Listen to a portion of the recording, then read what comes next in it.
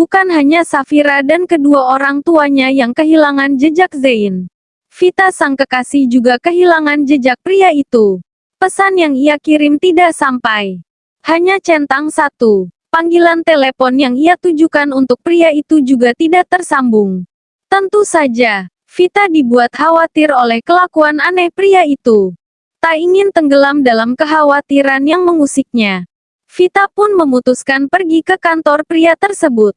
Ya, mau bagaimanapun dia dan Zein sudah membuat komitmen untuk membangun kembali hubungan mereka. Mau tak mau Vita harus tetap menjaga komunikasi. Di samping alasan tersebut, tak dipungkiri bahwa Vita juga rindu. Merindukan pria yang sangat ia cintai itu.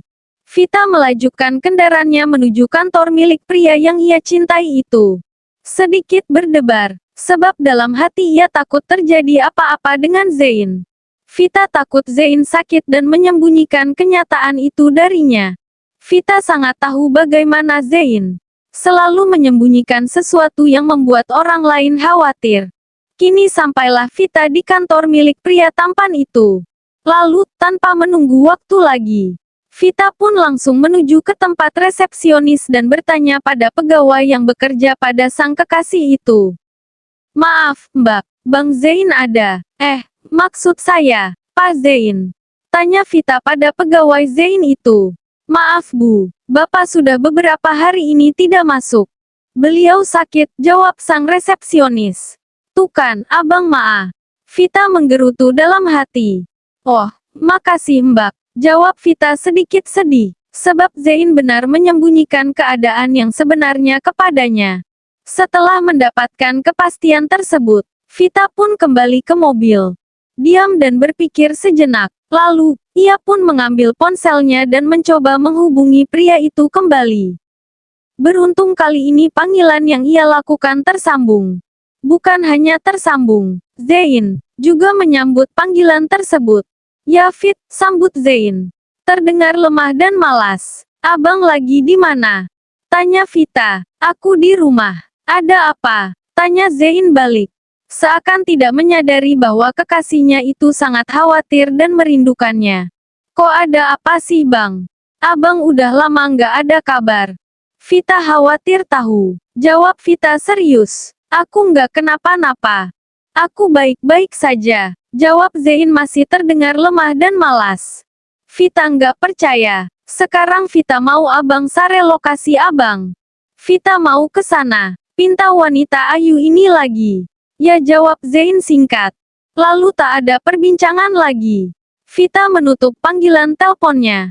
Sedangkan Zein pun segera membagikan lokasi di mana dia berada saat ini. 30 menit berlalu. Akhirnya Vita pun sampai di tempat di mana Zein berada. Di tempat itu, Zein juga sudah menunggu di ruang tamu. Sudah mandi dan berganti pakaian. Terlihat lebih segar dan tampan. Karena dia memang sengaja tak ingin membuat wanita yang telah ia pilih itu terlalu mengkhawatirkannya. Apalagi sampai tahu apa yang sebenarnya terjadi. Terdengar deru mobil berhenti tepat di depan rumahnya. Zein pun segera beranjak dari tempat duduknya.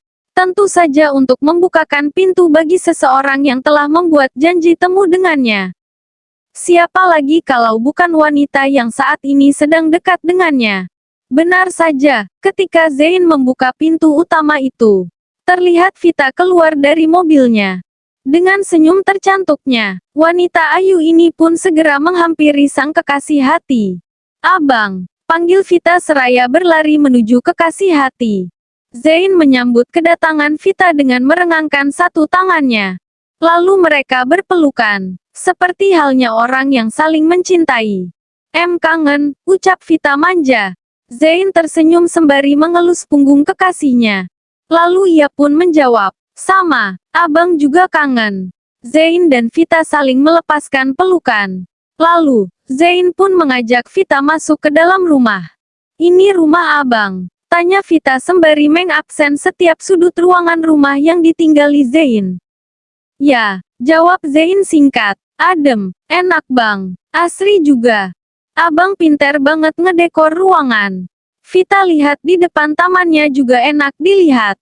Banyak banget bunga mawar warna-warni lagi. Sejak kapan abang suka bunga? Vita terlihat sangat antusias menilai tempat tinggal Zain. Padahal di dalam hati, Zain merasa sangat sedih.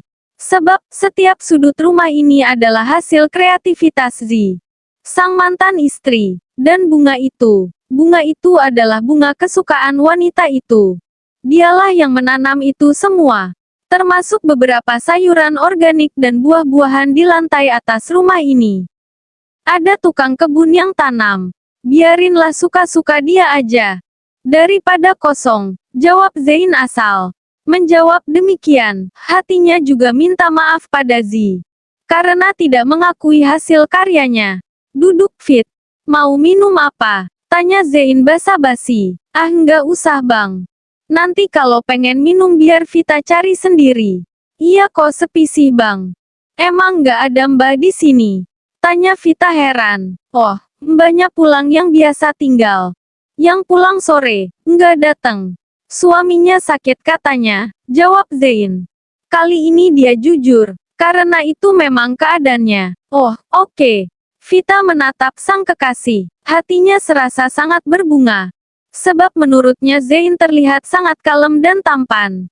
Pas seperti pria idamannya, Vita tersenyum sendiri sembari mencuri pandang pada kekasih hatinya itu. Dan tanpa Vita sadari, rasa kagum tersebut menghadirkan rasa ingin sekali segera memiliki pria itu. Ingin rasanya Vita agresif, mengajak secepatnya pria itu menikah. Namun ia malu kalau sampai Zain tahu bahwa dirinya sangat tergila-gila pada kekasihnya ini. Abang, panggil Vita gemas. Ya, jawab Zain. Abang makannya apa sih? Tanya Vita basa-basi. Makannya, ya nasi, ikan, ayam. Jawab Zain, sembari menghitung makanan yang ia makan. Namun ucapannya itu terhenti manakala ia melihat Vita terus menatapnya gemas. Ada apa? Tanya Zain merasa aneh. Abang kelewatan tahu, jawab Vita sembari tersenyum. Kelewatan apa? Tanya Zain. Kelewatan tampan. Bikin Vita gemas. Pengen cium, ucap Vita sembari mendekati Zain dan mencoba mencium pria tampan itu. Zain tersenyum mendengar rayuan tersebut.